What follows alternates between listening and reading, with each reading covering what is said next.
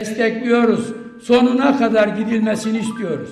Fakat vatandaşlarımızın günlük iaşe çabasını istismar edip pireyi deve yapanlara da terörün acıklı maliyetini hatırlatmak görevimizdir. Teröre yardım ve yataklık yatan bölücü kebapçıların işsizlikle payı vardır.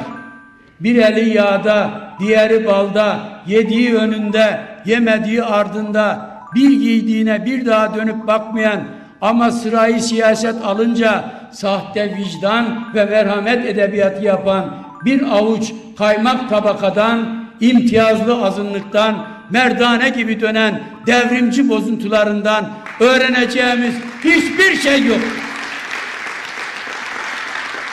Kürt sorunu var diyenler aynanın karşısına geçip vahim sorunun gerçek hüviyetini